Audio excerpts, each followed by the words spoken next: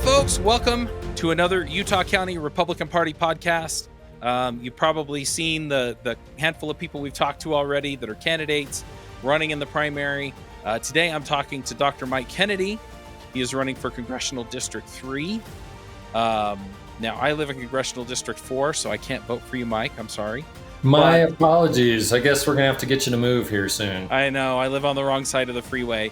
Do you want to briefly just tell people what areas that covers? And then thanks. We can dive into thanks for having me on, Chuck. And it's great working with you on the party. And also, thanks for having me on for this today. And so the district is actually southeast Salt Lake County. It covers east of I-15 down through Utah County. And then it actually goes to the southeast corner of Utah. Okay. So the Four Corners area is the extent of that. So it's roughly the southeastern portion of the state of Utah. All right. So you're running for Congressional District 3. You're going to run for Congress. That's a federal office. You're not running for the state legislature, federal legislature.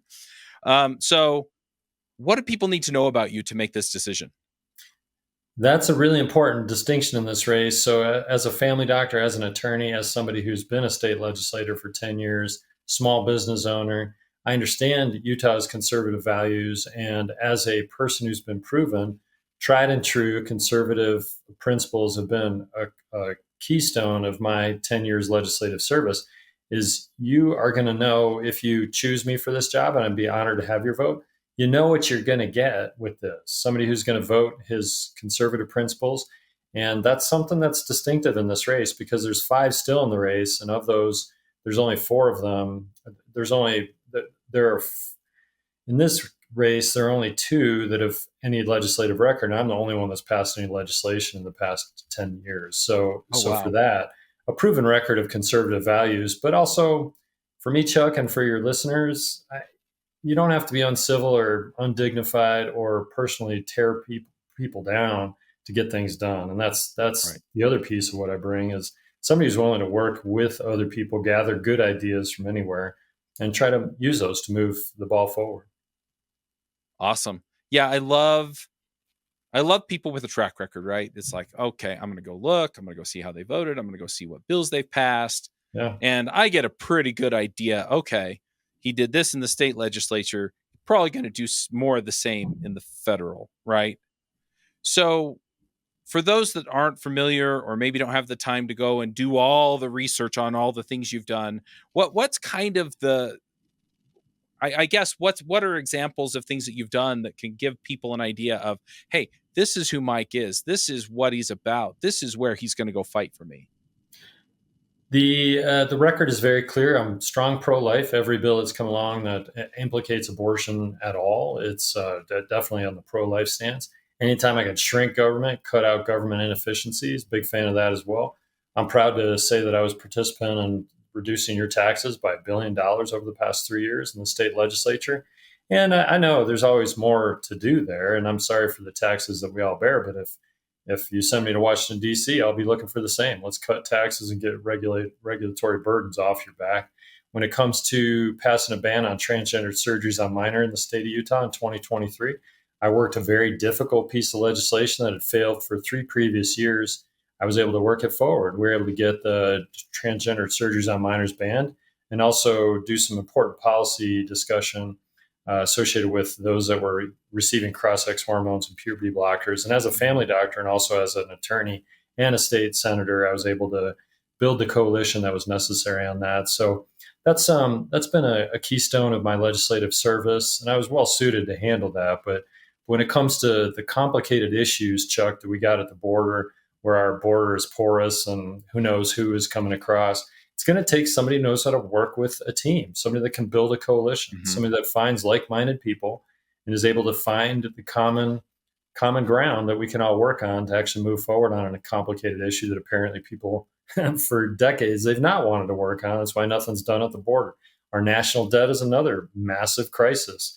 And it's because we have legislators that continue to think they can put our spending programs on an infinite credit card that our grandchildren are going to be left holding the responsibility for.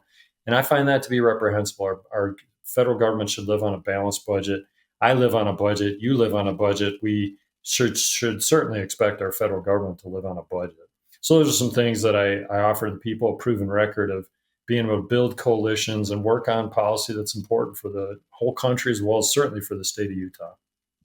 Right. So, yeah, you're talking about, especially the transgender bill. I watched the whole saga, and one of the things that I really admired with that, besides, yeah, you've got to kind of get people together and help them understand what the bill's about in order to get it to pass, but also just that you stood on principle, right? It Right. can't have been comfortable, some of the things that were coming your way. Oh yeah, yeah. It was. In fact, Chuck, that's a sad point. It's a reflection of even in our state and our area, there's some really sad approaches people have to policy. But when it came to that, yeah, people were yelling at me. They were sending me death threats by email. I've got a death threat that I've kept on my voicemail on my phone just as a memory fact Oh, from wow. that year and a half ago or so that I passed that bill. And in the committee hearings, it was really shocking to see this sort of violent vitriol that was cast about targeting me as well as others that were trying to move the ball forward on that. But we did. We stood firm on our principles and were able to actually get something done that I thought was really useful for not only the parents, the children, the doctors, but also certainly for the citizens of the state of Utah. Mhm. Now, if you haven't been through something like that, it can be kind of scary. It can be, it can be rough. How do you get through that and still stand by your principles? Well, and it's with the death threat on the phone, and also as an Right. example, and also the vandalism of my house. There was some violent rhetoric that was put on my house that was painted in bright red spray paint. Some threats to my family. It's yeah. How do you get through that? Well, that's another thing. Is when we send people to Washington D.C., the pressure there, the heat there, the Oh, yeah. violence that's reflected there, it is terrible at times. And I know that you and I both understand, I'm sure many of your listeners understand, it's not even necessarily from constituents. A lot of times your own leaders in your Hmm. own party are going to be putting the squeeze on you to try to get a vote that you don't want to vote for. And they're going to try to beg, plead, cajole, and force certain votes. And in these circumstances, I think to send somebody who's got a proven record of holding firm and voting no. So, one of the first things that I did when I came to the legislature in 2013, Chuck, was that we had to vote on a pay raise for legislators. And I'll be honest. There's no way that going to the legislature can pay me for my doctor's salary that comes. But with all due respect to those that want a pay raise, that was one of the first votes that I had to take when I in 2013, over 10 years ago, when I had to vote. And I voted no. I don't think it's right for state legislators to vote themselves a pay raise, recognizing that it is a sacrifice for us to Hmm. serve. But when leadership leans in and says, if you're not going to support this bill, then we're not going to get you anything that you think you might need. That's a lot of pressure. But over and over again, I've voted no on things that I felt violated my principles. And when I've dealt with my leadership and other people that were talking to me about those things, we work those things out in a collaborative fashion. But if somebody's going to force me or try to threaten me as to that, I've been through that before, Chuck. I already know Hmm. how to deal with that. And I'm not going to cave in. For the people of Utah's sake and for our children and grandchildren, we deserve somebody who actually knows how to handle those kind of pressurized circumstances. And I'm proud of the fact that I've worked really hard in the state legislature to toe the line as to what I think my constituents want me to do while I'm working through really complicated piece of state legislation. Yep, absolutely. And I keep talking to people, and it's funny because people are like, well, what about this policy or that policy, right? You talked about the border, you've talked about medicine, you've talked about some of these other areas, and they're like, well, don't you need to know what they're going to do about all these things? And I'm like, well, what about COVID? Right? Because Oh, COVID, I mean, realistically, right? right, I when I was a delegate, I wasn't asking about pandemics, right? Because right. I didn't know one was coming. Yeah, And how would you so it's know? down to these principles, right? It Right.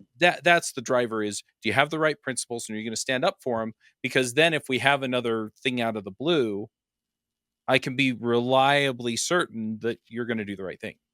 That's a great point, is that we've got all sorts of unknowns. The unknown unknown is something that Donald Rumsfeld talks about as far as the known questions that are coming forward. Of course, we kind of know what to do with those, but Mhm. as we and also we all understand another pandemic can come again at some point in the Mhm. future, close or far away.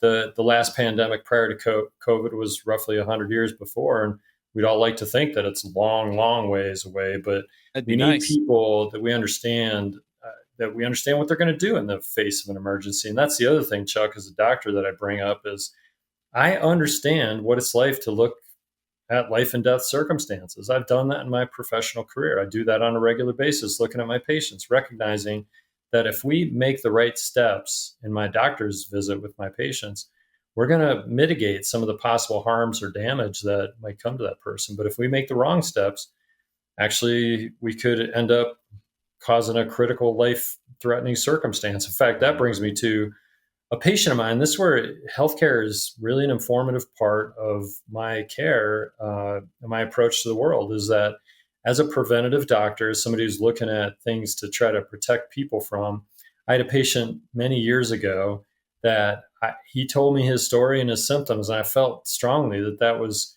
possibly related to heart issues. And so I ordered a fairly expensive heart stress test that I wanted to have done on him.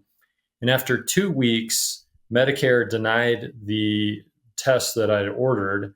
And Oh it's God. one of these bizarre components of Uh-huh. who in Medicare can make that decision when they've not even talked to the patient. They don't even know what the Right. symptoms are. Besides, they requisition records, they review the records, and they sent me a denial. And the very next day, Chuck, that fellow was in the emergency department with a critical blockage on his heart and almost Ugh. died from a heart attack. Thankfully, in Provo Hospital, they were able to put in a stent and help him to survive.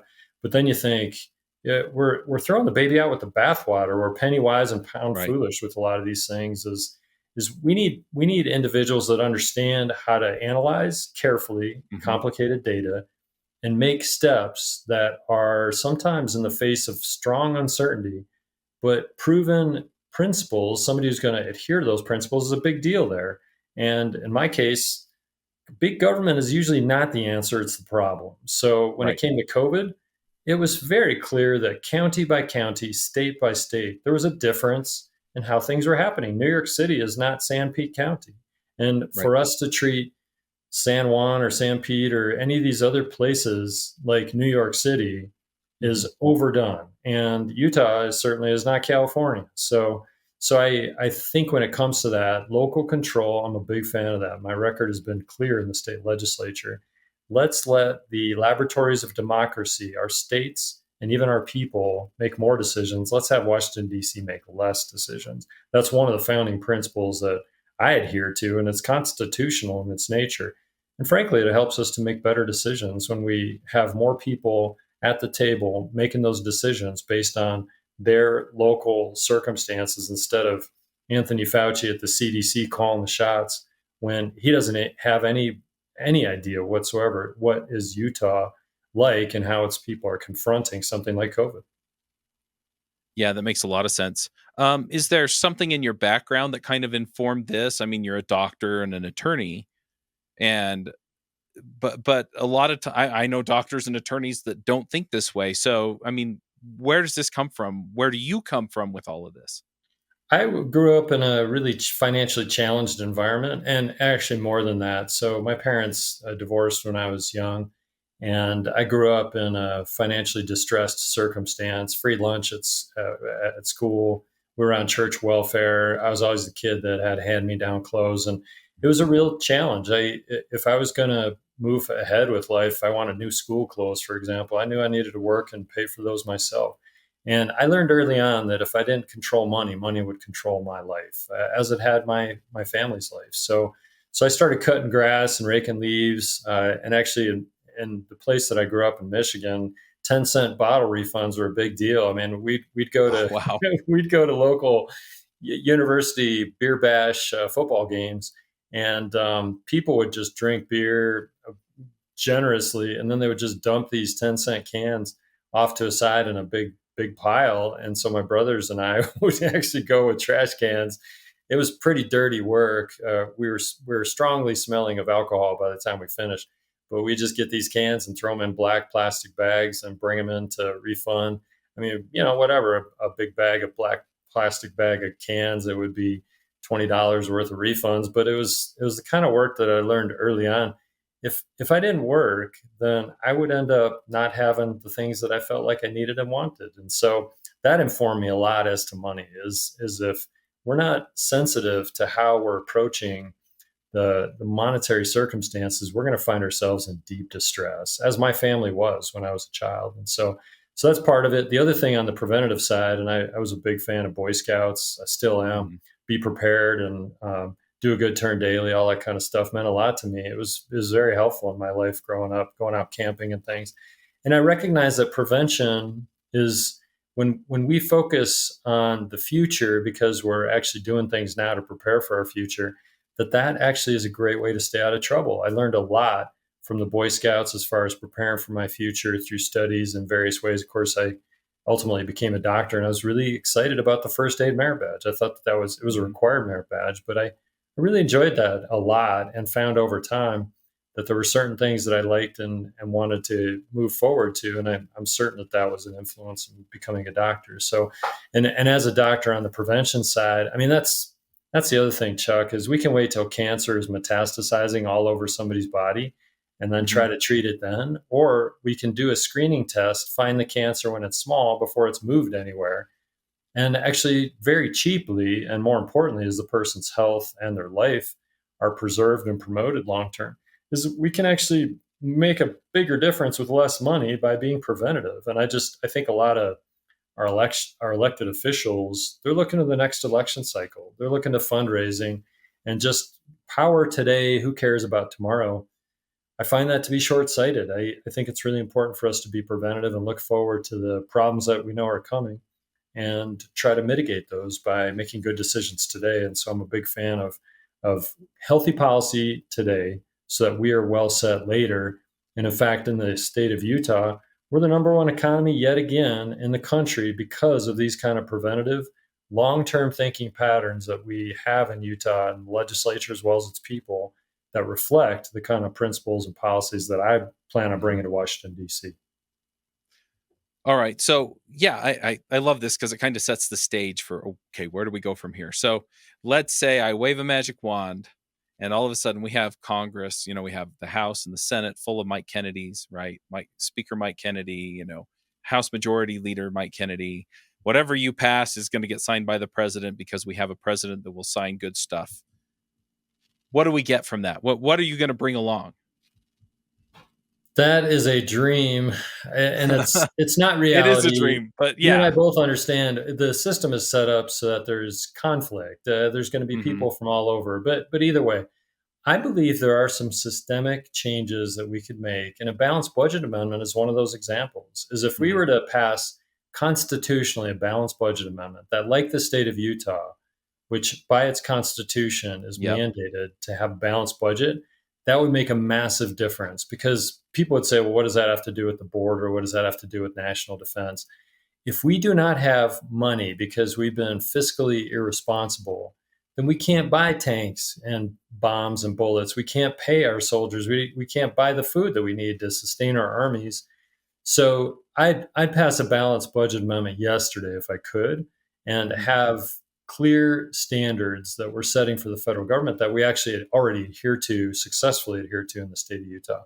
But another pie in the sky thinking pattern that I have, and I know we all know that this isn't going to happen, but term limits, I'd activate those tomorrow as well.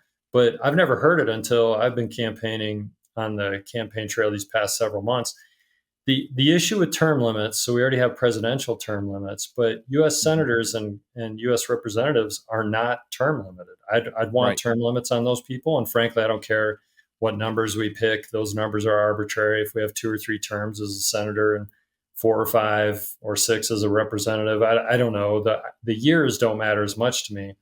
But a really big deal, Chuck, is that we term limit the federal bureaucracy as well. And that's a Hmm. key because what happens if we term limit our Congress and our president is that we have 40 years worth of professional bureaucrats, unelected, running the show. And we've Right. seen that with how the CIA, the FBI, the Hmm. EPA, all this alphabet soup bureaucracies that are around there are running over our elected representatives who actually try to scrutinize.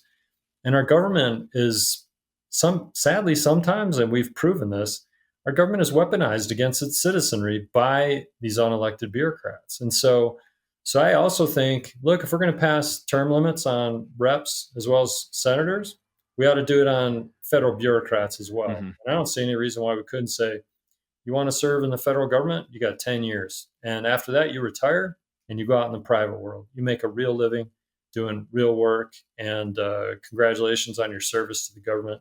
Or you've done 10 years of service in the private sector. Now you come finish your career in the federal government. I don't care. That's fine with me too. Yep.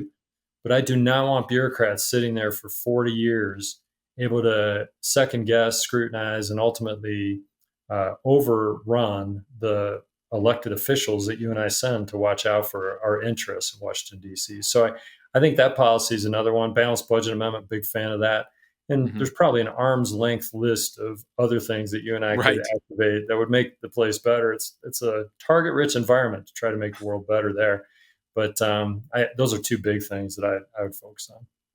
Right. And it's funny because essentially what I heard was you diagnosing where the issues exist, right? Not necessarily, this is the fix, right? Because we may or may not ever see those things. Right. But yeah, these are where the problems exist. So let's come back to reality now. What can you do to fix some of those issues now? That is another really important question. And people ask me that is, why would you give up a safe Senate seat? Why would you give up a thriving medical practice to go to a place like Washington, D.C., where nothing Right. ever You're a quote doctor. Go unquote buy gets a done? sailboat. It's exactly, go golfing and, live a little and all that sort of thing. And I recognize that, but I think you and I and others like us, we're invested in trying to make the place better. And I'm 55 years old. I'm not going to last forever. I'm in this life to try to do my part. And my brother, as a kid, he used to say, Mike, when I get tired and I complain to my brother, he would say to me, Mike, we can sleep when we die. In the meantime, it's time for us to work. And I'm like, yeah, his name's John. My brother's name is John. Uh-huh. And I just feel that way as we're here to try to make the place better. There will be a time where I can't do as much. And now's my time to try to offer my Yep. services to the good people of Utah. But when it comes to the reality of what I confront, what we all confront in Washington, D.C., that was systematically designed that way by our founders in the Constitution. There's 435 reps, there's 100 senators, and there's a president. Every single one of them thinks they're the smartest person in the room.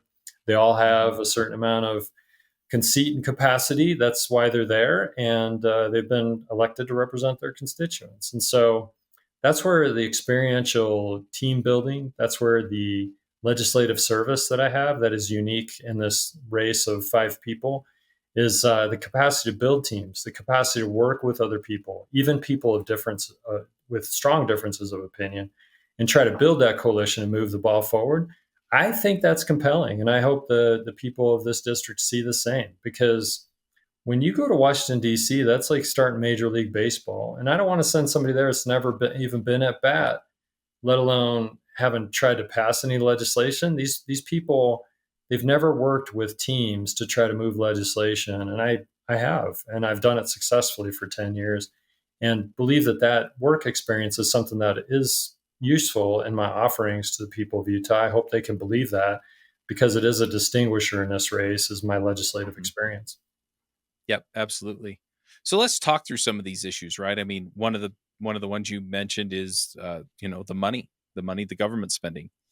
I mean, how do you begin to tackle that, right? Because we don't have a Congress full of Mike Kennedys, so you got to do it with the people that are there, right? Well, and that's a really important point, because on the campaign trail, most people, they just want to know what you're going to do, and any candidate can give platitudes of Yeah. what they propose that they could do. But how do you translate that, especially when you're talking, you got to build a coalition, you need 218 in the House and you 51 in the Senate, and you need the president not to veto this. So let me offer you this. And this is where there are some details. And of course, the problems are infinite. And frankly, the resolution of these problems are also infinite. There's a bunch of different ways to possibly get this stuff done. And in each case where I've talked about the term limits, and in this case, we're going to talk about the national debt, I've got ideas and I'd like to bring those to my colleague legislators. So here's an example. The primary drivers of our national debt right now are Social Security, Medicare, and Medicaid, the 3 primary entitlement programs. When we talk about discretionary spending and trying to fix that, It's a small fraction of the massive Right. drivers of our national debt. What I'm led to believe is 65%, or roughly around there, of our national debt is driven by Social Security, Medicare, and Medicaid. And each of those are electric fences that if you're going to Oh touch yeah. those, you're going to get blown up by any number of vested interests that want to keep Mhm. things exactly as they are. Here's a point, though. Well, Go ahead. I mean, some of the groups, yeah, but some of the people are just like my mother-in-law who lives on it now, right? So you touch it, it makes her nervous. So Yeah. I mean, I think a lot of times we point these out as nefarious interests, and not all of them are. But Yes. anyway, This is a political process. Very good. And what ends up happening is so I'm going to tell you a specific way that we could drive down our national debt, improve the wasteful spending that happens in Medicare and Medicaid, and at the same time not damage those systems at all. And how do I know that? Because I'm a doctor and an attorney. I've lived in Medicare and Medicaid mm, for 25 years. I know those systems well and know how to build a coalition to actually move something forward. So when it comes to that, though, what ends up happening is these vested interests that I'll tell you about in just a moment, they'll take hundreds of millions of dollars or tens of millions of dollars, and they will take out advertisements attacking the legislator, mhm, specifically in their district, for trying to push grandma off the cliff. You and I both know that's how this works. And so one of those things is just to understand, and there will be heat and pressure no matter what you yeah, do. Somebody's on the take, and they don't want their peace to be taken away from them. But here's what's happening in Medicare as an example. And there's sadly all too many of these. There is a process right now that's happening where it's free. Actually, what ends up happening is there's home visiting physical exam mhm, practitioners. These are usually PAs or nurse practitioners that the vendor will buy the list of Medicare recipients from our federal government, call all of the individuals, these Medicare recipients, and tell them, hello, Mrs. Smith, for free, you can have a home visit as well as a free physical at your home.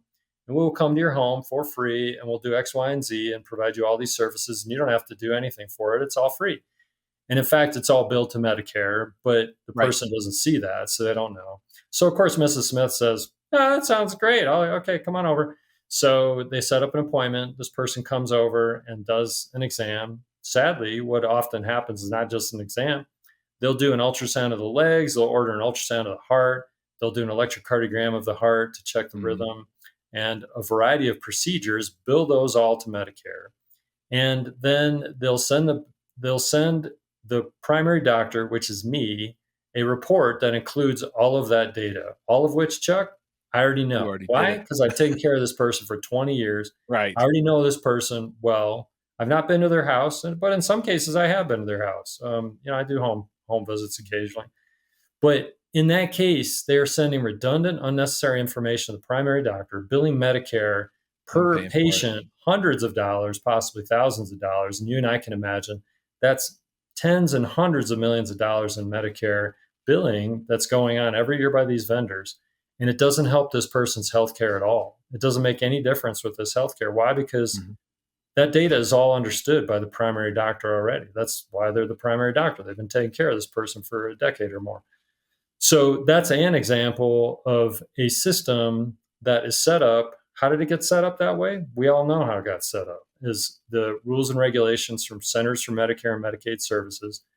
Some vendors slid up to them and said, "Hey, I got a great program. It's going to help the health of these people." It doesn't really help the health of these people, but the CMS person says, "Okay, that's fine." And hundreds of millions of dollars are going out the door, not improving the health and well-being of our people, and in the end, driving our national debt over the cliff. So when it comes to that, I can see those programs. And when you ask my opponents, what do we do about our national debt? Well, we should drive it down and spend less money. And they'll talk about other things. But I'm like, here's a specific example. And there's mhm, dozens and dozens, if not hundreds of these that we can find. And as a doctor, I can work with a coalition trying to find people that are like minded.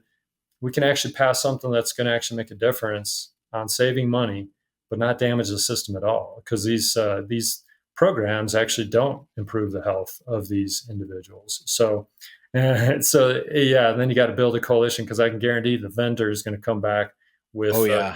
guns a-blazing saying, oh, this does improve the health. See, we've got a clinical trial that says how much healthier these people are. And look, their quality, it's all this. Yeah. I've seen that before on the state level and understand how the process works. But I also understand how you can scuttle those by working with your legislative colleagues to make things happen. Well, it sounds a little bit like when I've wanted to lose weight, right? So it's, well, I'm going to stop eating food like this and start eating food like this. But Right. ultimately you're pointing out your opponents. Mostly it's, I just need to lose weight so I can be healthier. And the reality is I'm going to stop eating these foods, and then realizing that food has too many calories, or I'm diabetic, right? So it has too many carbs in it, right? For me to just function while eating it, right? And get what I want. Right. And so now we're into the nitty gritty of, here's where we start to pare this back. And that's what I'm liking about what I'm hearing is, okay, we can find solutions, and we can start cutting away at this. And it's also interesting because it doesn't hit people on their benefits, if that makes sense, right? Because Right. yeah, anyway, I'm digging it. Do you Well, have before any you other move on things? from there, though, if you want to Yeah. talk about losing weight briefly, and I won't go too far into this, but it's not what you eat. It's Tell first me, you doc. see what you're describing. Actually, I'm not even talking to you specifically, but when I see my patients, and that's the same when I'm looking at Washington D.C., is that I want to find actionable items, things that we can actually work on. Yeah. Because when people talk about, oh, we need to, well, one thing that they talk about is canceling, eliminating the Department of Education, which I don't think the federal government should be involved in our state I education agree. process. I agree with that. But the Department of Education is not going to go away tomorrow. It's just not going to. So let's talk about pragmatic ways that we can work on this stuff. So when it comes to weight loss, as an example, I want my patients walking out of the room with actionable items that they can understand that actually can make a difference, but they're tolerable, they're doable, they're Right. understandable, they're pretty simple, they're cheap. And actually, my main thing on the weight loss: what do you drink that's not water? I'm not saying for you Mhm. specifically, but everything that anybody Oh, drinks this that is is water. not water is pushing people in the wrong direction. And Yeah. that includes these diet sodas. It makes me laugh on the diet soda side because people, well, I drink diet soda and it says it's 0 calorie on the side. I'm like, why is it everybody drinking diet soda, or most of the people drinking diet soda, are overweight? I mean, it's not working. Like, why is Yeah. it that we're talking about this? Not your only So, problem. anyways, that's an example of, we need to find in the federal legislature, just like me and my doctor's visits, is we need to find something that we can work together on, something that the patient, like I want to get my patients that smoke cigarettes to stop smoking cigarettes, but many of them, they don't even want to talk about it. So fine, I'll drop that off to the side. I've told them I would like them to think about that. And if they want help, I'll work with them on it. But let's talk about other things that the patient wants to work on. And that's kind of how you have to work with legislative, trying to pass legislation, is that we need a coalition of people who are willing to find common denominators. Let me give you another one, Chuck, because I think when it comes to our border crisis, it's a massive issue. I was going to But ask that one next. it's and let's move into that, because Yeah. our border crisis, you and I both know this is not last year. This is not even 5 years ago. Because when I ran against Mitt Romney and for U.S. Senate in Hmm. 2018, the border was a problem then, and guess who was our president? Donald Trump. It was Yep. much better in 2018, but it was still a problem then. It's far worse now because of Yeah. Joe Biden's terrible policies. So I'm understanding that there's something underneath the border that makes it a 20-year issue. It's not just a 1 year, 5 year, 10 year. It's a perpetual issue. Hmm. And I have to say, where's the common ground there? And why is it that people don't want to fix this problem? When we understand that, then we'll understand how to work this forward. But let me give you what I think is common ground on our border. Is first, we should not have people flowing across our border. Remain in Mexico is a must Right. have. I don't have any question that's great policy and we should legislate that. In addition, our asylum standards need to be enhanced so that it's not that easy to claim asylum. But when it comes to fentanyl coming across our border, when it comes to human trafficking, I can't see any liberal Democrat, I can't see any conservative Republican arguing that it's an okay thing for fentanyl to come across our border. It is killing our children. It's ruining lives of countless people, and we need to stop that immediately. Then you say, well, Okay, that is a common ground. I don't think there's anybody in the legislature that wants fentanyl to come across the border. Okay, well, let's start with that. We're not going to pay attention to anything else. We're going to work on the fentanyl thing. And then you say, well, what am I supposed to do about that? And the answer is, how do we screen fentanyl out so it's not coming across our borders? And then I say, same thing about this is, how do we screen for COVID? We had a brand Right. new virus that nobody had ever seen before. And within just a period of, I'd have to recalculate that, but I think it was like 18 months between discovery of COVID that I had a 15-minute nose swab that I could do in my office and get a result in my office in real time and tell people whether they had COVID or not. So, is it possible for us to have a screen, some kind of technology screen, where we can screen for fentanyl at the border on the fingers, the mouth of the individual to detect whether they've had anything at all to do with fentanyl? And if they have, Mm, they are turned away and there's no way they're coming across the border because you and I both know they swallow these fentanyl packets. And I'm almost certain there's some detectable trace left on that person on the outside that we could actually screen that out so that these fentanyl purveyors are not able to get across our border. And right. it's just a matter of technology. I mean, in the TSA for the airports, we all have had our privacy violated. I hate that stuff. I've been patted down too many times. Yeah. Those it always makes me uncomfortable. And they've used swabs to check my luggage sometimes as well. Uh-huh. There's got to be some kind of They've swab out swabbed my there. hands too. Yeah, exactly. And for us to have the technology available to screen fentanyl out at the border is a common ground principle that I think we could get past. Actually, it's going to make our border crisis sound better, even though I want a lot more done on that. So there's a bunch of pragmatic solutions that we can use to try to even get liberal Democrats to sign off on this stuff so that we can stop some of the critical issues that are happening at our border as well as with our national debt. And I'm invested in making a difference on those things and believe with creative thinking and collaborative teamwork approach, we can actually make these things happen. So, I mean, you hit the two issues that I'm hearing people talk about, except the first issue dovetails into the other major issue that I It's hear about a true. lot, and that is inflation and the economy, All right. right? I mean, I had a programming client that, they were like, well, we've got to pause work for a while, right? And so I had to go find something else and I was out of work for a couple of months, right? But I'm hearing this across the whole industry in the software development industry. And I know other industries are suffering this too, so employment and inflation and economy, I mean, it's hitting everybody. So what can you do there?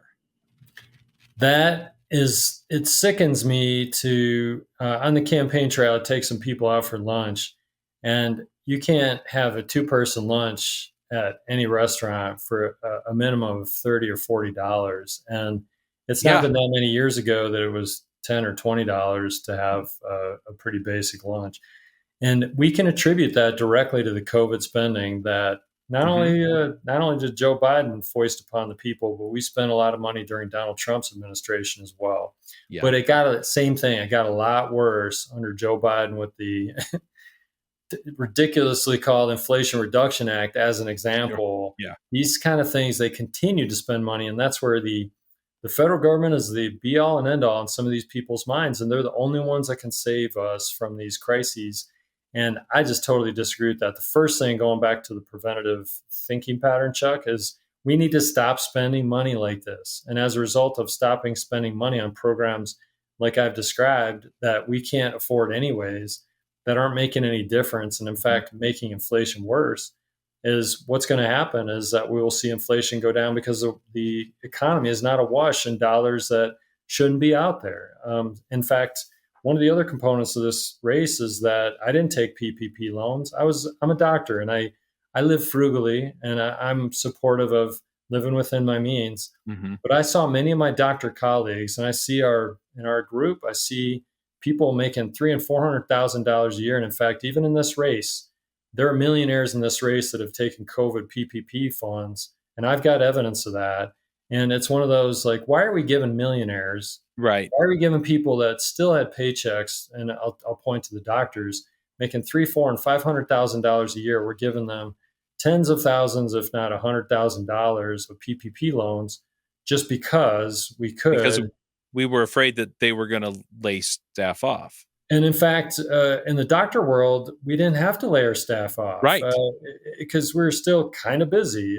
I mean, I went down from seeing 25 people a day roughly to 5 or 10 a day, but that was still enough to pay my staff, even though I wasn't making hardly any money myself. But doctors' offices, it doesn't make any sense Yeah. during those times, except the government just flooded our economy with dollars that were, in some cases, possibly necessary, but in other cases, extremely overdone. And as a result, now we've got inflation that's still skyrocketing problems for our citizens in the form of just basic necessities are 25 and 30% higher.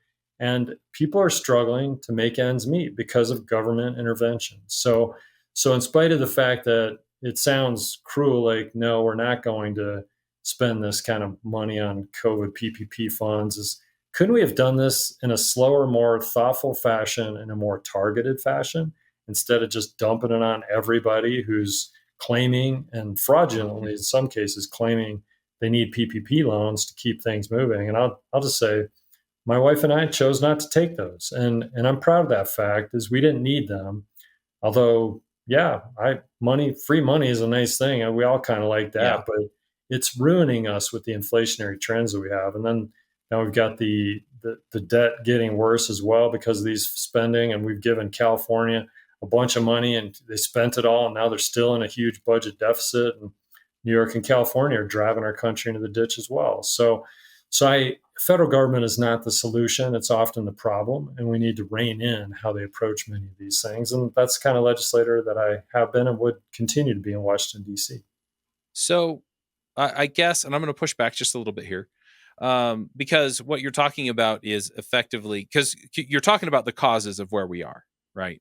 And you're talking about how to prevent it happening in the future, and by stopping some of the spending and stimulus and stuff like that, right, it'll stop getting worse, or at least stop getting worse as fast, right? Right. But there are people that are in some pretty dire situations right now, right?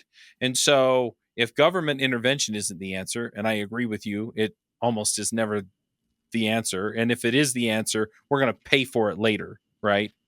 So, right, just like we did before, right? Right. We don't want you laying people off. We're going to give you money, and then we have inflation, right? So, what can we do for these people? Like, is there anything we can do to make it better as opposed to just not Absolutely. worse, faster? And it would be the opposite of government intervention. It's get the government off of our backs. As a small business owner, I pay a bundle of money every year in taxes. And those taxes, and I'm proud of the fact, to point out again, that we have cut $1 billion of taxes off of the state taxpayer. And I'm proud of that fact. When we cut taxes, we allow people to use their own hard earned money to invest in their business, to invest in their own personal economy. Invariably, when they have money, they will spend it on one thing or another. And frankly, they'll spend it on better things than usually what we would end up spending on as a government. So we cut taxes. The other thing that you and I both would agree on is we need to reduce the regulatory burden. Here's a little story from my office. So we had a ransomware attack on my office medical record. It was a disaster for us. This was back in 2018. And a nefarious player, we thought from Russia, we don't know what, but basically our records were locked out, and we had a ransomware claim for, I think the number was $300,000 or $400,000 of Bitcoin for us to pay the ransom to get our medical records back. And ultimately, as private business owners, and it's a long story, all the details about why that happened. But we paid, not only did we pay the ransom, but then get this, the Office of Civil Rights from the federal government, we reported as dutiful business owner citizens to the OCR, to them, that we'd had this ransomware attack. And we spent the next 5 years and hundreds of thousands of dollars of attorney's fees trying to defend ourselves from a federal government that was coming in to berate us and blow us up because we'd allowed this to happen, which I'm not going to claim innocence. I was shocked to hear some of the stupidity of my own office, but technology, I'll just say doctors' offices may or may not be that great with technology. And you probably know a lot more about that stuff than we do. But More and than I we've want ramped to. up a lot of systems. But not only do we pay the nefarious player in Russia hundreds of thousands of dollars of Bitcoin to get our ransom paid so we could get our records back. But the worst cost for us was our own federal government persecuting us for 5 years, trying to remedy what, in fact, we remedied on our own. But then we had to prove to the federal government that we'd done that. So how many businesses out there that can tell those exact same types of stories?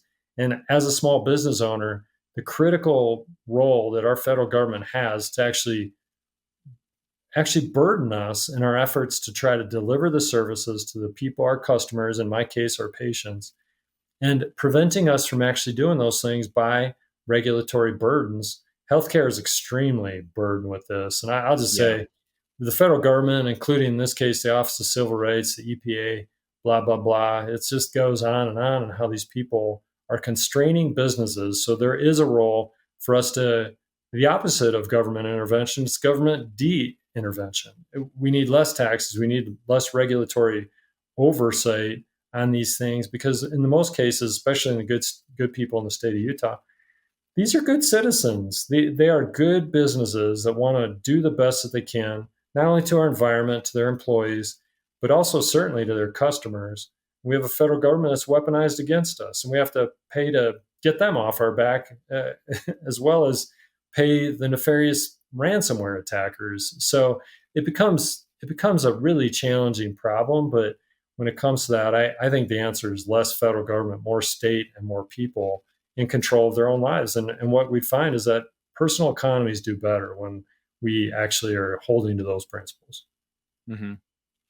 Well, and it's interesting too because a lot of the regulation, it's kind of a double-edged sword because it's not just the burden that it puts on the business, but just to give an example, in the field I work in technology, the Trump tax cuts had an amendment added to it that changed the way that businesses can amortize their research and development costs, Right.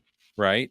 And I'm not saying they were right or wrong to change it, or they made it better or worse, but all of a sudden these businesses are now on the hook for 5 years worth of research and development because of the way the law changed. And it makes it harder for people like me to find a job now because they can't amortize it over 5 years. And so, right, we can argue the merits of that, but just the fact that the regulation has such an impact on business and then a change to it makes such a big difference to people.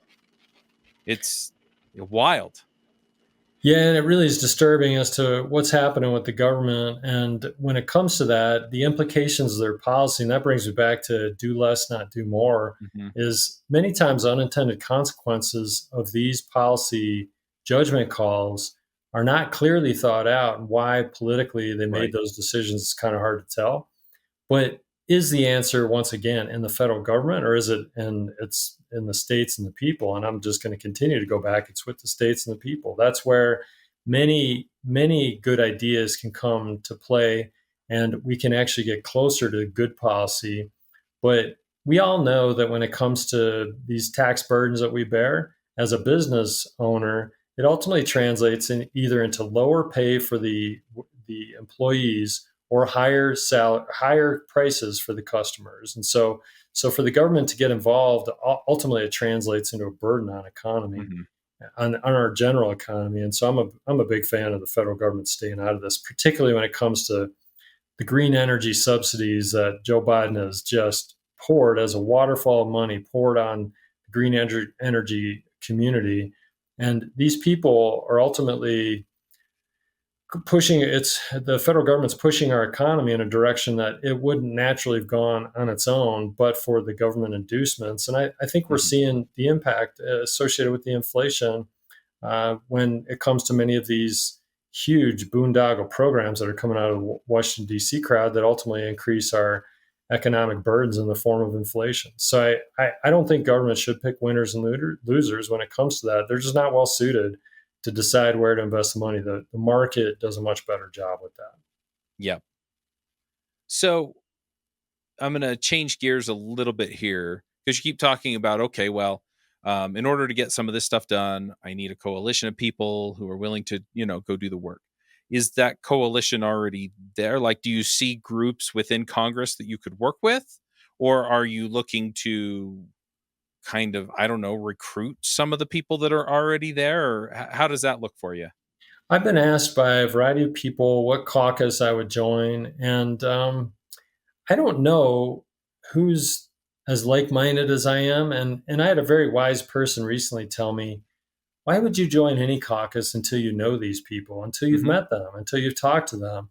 Just like, why would I buy a house that I've never walked through or even looked at the outside of it? So, yes, I believe, in spite of Washington's problems, I believe there are good people there that are just like I am, trying to make a difference. Some are grandstanding and fundraising, and I don't think they're on necessarily a positive path, but others really want to make a difference. And I am not committed to any group particularly until I Right. know those people, and also what does the commitment to the group mean as to the Utah vote that I would be honored to bear. Is the idea of giving up Utah's vote because I'm part of a caucus, that's disturbing to me. And I Mhm. would have to recognize that I need to be able to represent my constituents, and of course, all of us as elected officials need to be able to do that. So yes, I believe there are people. Who are those people? I'll have to kind of hold judgment until I meet them, but Okay. I'm certain that there is a coalition of people that I could work with, and maybe even lead if they're reasonable people that actually want to make a difference. I'm sure I can find those people and would love to contribute in some way to moving the ball forward, because we've got massive problems. And I'm just really concerned that my grandchildren are going to be worse off if people like me and you and others don't seize the day and try to make things better today. Can we turn the ship around? I think we can. And in fact, I'll say too, people, we complain about the United States of America a lot, and that's fine. We do focus a lot on our own problems. But so is the aircraft carrier that is the United States of America, is it sinking? Is it so misdirected that it needs to turn around 180 degrees? Is it is it so non-functioning that it's just not worth it anymore? And I think mostly we're heading in the right direction. And when people wonder, I don't know if he's right about that, I'll say, do you want to move to Cuba? Would you like to move to Venezuela? How about Russia or China? What country in the world, and maybe you have one, but I can't think of one that people would prefer to move to and stay in. And I think the United States of America is the greatest nation on the planet. We do a lot of things right. We're not perfect. We are just people. But our constitutional system, compound constitutional republicanism, is still strong and functioning and needs to be adhered to and needs to be honored and respected. And yes, I believe that we can work together to hold to those basic principles that I'm describing. And anytime people challenges me on, well, I don't know if that's true, it's like, well, what country on the planet would you like to move to that's better than the United States? And I just have a hard time finding it. Yep. I'm honored to be an American. By the way, I'll also say on this border stuff, I'm a first generation American on my dad's side. As my dad and my grandparents on dad's side, they came from another country as immigrants. They came here legally, and they have actually been here. My dad's a naturalized citizen, and I'm honored to be a first generation American. As America is still a beacon on the hill for people all over the world, in spite of our problems. And for us to tear the place down and think it's so bad that we need to burn down buildings and tear down statues, I challenge those people that feel that way to find a better country on the planet. If they think they've got it, I don't understand why they stay in the United States. Because I think this is a great country full of great Mhm. people, and that we can work together to actually make the place better if we're willing to be thoughtful instead of violent with each other all the time. I think that message of hope is important because, yeah, a lot of times we're focused on this isn't going the way that I think it ought to, or, this or that or the other is making my life harder. But yeah, you're right. Where else would you go? I can't think of anywhere that I'd go. It's the United States is an amazing place, and well, we can even see it with some of the challenges we've had over the past 4 to 6 years. Is our Constitution is still holding, and Hmm. it's not because the people are so amazing, because sometimes we are not so smart about how we do things, but it's because our framework understood that we are not dealing with angels, we're dealing with people. And it is set up, our constitutional framework is set up to distribute power with checks and balances to make it more difficult for any one institution or individual to become too powerful. And I want to adhere to that balance. I want to promote that balance. I do think that we're in a good space, but it needs to be better, and we need to work together to try to make it better. And I'm happy to link arms with anybody who's willing to give me good ideas or take my good ideas and work with me on making the place better. Awesome. All right. Well, we're kind of toward the end of our scheduled time. This has been so fascinating just to kind Pleasure. of pick your brain on this stuff. If people want to help out, like they listen to this and they're going, man, Mike Kennedy is the best. And, why don't we have like 60 of him in Congress? What can we do that's going to move the needle for you to get you through the primary? Chuck, thanks for having me on. So, as the convention winner, I'd love to have your support that way. And really, what's happening now? We've got 4 weeks from today. So today is the 28th of May, and 4 weeks from today is the due date for these votes. I'm a big fan of in-person voting, but people, please, if you're willing to support me, get your ballots, check the box Mike Kennedy, turn them in at a ballot drop box. If you mail them, that's fine, but they have to be postmarked before the 25th. If I understand that right, I'll have to check that. I heard that they had to be postmarked before the 25th, but those ballots need to get in. We know that when it comes to the June primary, a lot of people that could vote are not going to participate. So look ahead to your vacations, look ahead to the obligations you may have otherwise, but make sure you get those ballots in. If you're going to mark my name, I'd be honored to have your support.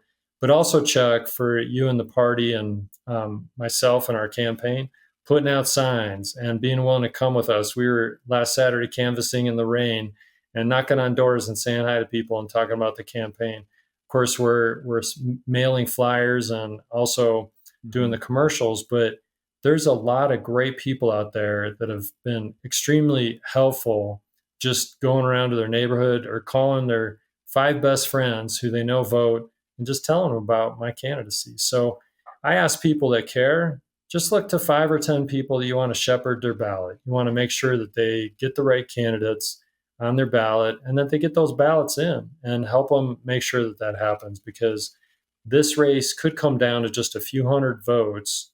It could be closer or further away. It's hard to tell. And I would be honored as a proven conservative, family doctor, attorney, small business owner, and state senator to earn your vote. So this is where all of the talk needs to translate into some really simple action. Marking those ballots with Dr. Mike Kennedy, I'd be honored to have your support, and then making sure they get in.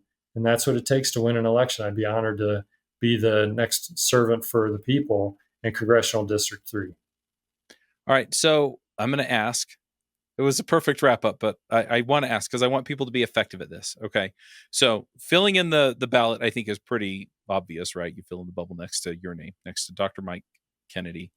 But if I'm going to go talk to my neighbor, and we're organizing canvassing, as the party too. So you can go and you can see where to do that at ucrp.org. But so let's say I want to go to my neighbor, right? I know they're going to get a Republican ballot because we've talked and they kind of believe what I believe, right? And so I'm like, look, you got to vote for Mike Kennedy. Do I just go over there and say, hey, you got to vote for Mike Kennedy? Or how do you open that conversation up to become hey, look, this is where, this is what matters. So this is what we're going to do. Does that make sense? Yes, it does. And it's really simple. Frankly, I, as a Boy Scout, sold first aid kits and light bulbs. I've sold candy bars for band. This is even easier than those things, because you're not asking people for money. If I were in that position, I'd just say, hey, friend, have you gotten your ballot? Yes, they say. I'd say, what do you think about the candidates on there? And frankly, I'll tell you, Chuck, there's 4 Senate candidates. There's 5 Congress, U.S. House of Representatives candidates. There's 2 governors candidates. I think there's 3 attorney general candidates. It's a long ballot. It's very complicated. It's confusing. And I think if you were to ask your friend or family, like, what do you think about the candidates on there? Most of them are going to say, I don't know. There's a lot on there. Uh-huh. And in that case, I'd say, well, I know this guy, Mike Kennedy. He's a family doctor. He's an attorney. He's a conservative state legislator. I've worked with him before, and I think he's done a great job. What do you think, or what do you know about him? And just see what they say. Many of them will say, "Oh, okay, that's fine." A guy like you, Chuck, and I know you and others in the party leadership, but there are others out there that there's a dozen people that ask them, Mm. "Who should I vote for?" And they don't even want to take the time to learn more about Right. it. So to just open that door, and then if the person's not sure and they just want to think about it, to circle back to them, because ultimately, if they get a ballot and don't fill it out, then they don't have any right to complain, because they're not going to be part of the Right. selection of these people. So it's pretty easy, and it doesn't have to be a high pressure sales job. You're not asking for $100,000. You're not asking for anything complicated. Just hey, have you got any opinions about the people on the ballot? And frankly, if they're not on my side, that's fine. I would ask you not to pursue them very heavily then. But if they are on my side, I'd love to have you pursue them and make sure you shepherd. Hey, 2 days, 3 days later, did you fill out your ballot? Well, I'm filling out mine. Do you need some help, or have you more questions? And there's ballot drop boxes around. You can go vote in person. And hey, I'm going there tonight. You want to come with me? We'll turn in our ballots and get our votes done, so we don't have to wait to the end. All of that makes a difference. And each person doing that, gathering 5 extra votes, is going to make a massive difference, I think, in this campaign. I'd love to have your help doing that. Yep, absolutely. And just to reiterate, I mean, sometimes these things come down to, like you said, just a few hundred votes. So yeah, I'm going to reiterate your website, MikeKennedyForUtah.com. You can drop them a $5 or, volunteer to go help. But yeah, I think it's really important what you're talking about is just go out and talk to people. And what's funny is that I see this work not just for particular candidates, but for any cause that you care about. It's Right? true. You just talk to people. And yeah, I have some neighbors that don't agree with me on very much when it comes to the political arena, or at least for the hot button issues, right? And they're still willing to talk. And so have the conversations. But yeah, then let them know that the Mike's your guy, and get those ballots in, and we'll see y'all after the primary. Excellent work. Thanks, Chuck, for having me on, and appreciate it. If anybody's still listening after all this time, then thank you for listening. But MikeKennedyForUtah.com, we'd love to have your support, and please be in touch if you have any questions. But Chuck, thanks for taking the time to visit with me today. Yeah, you too.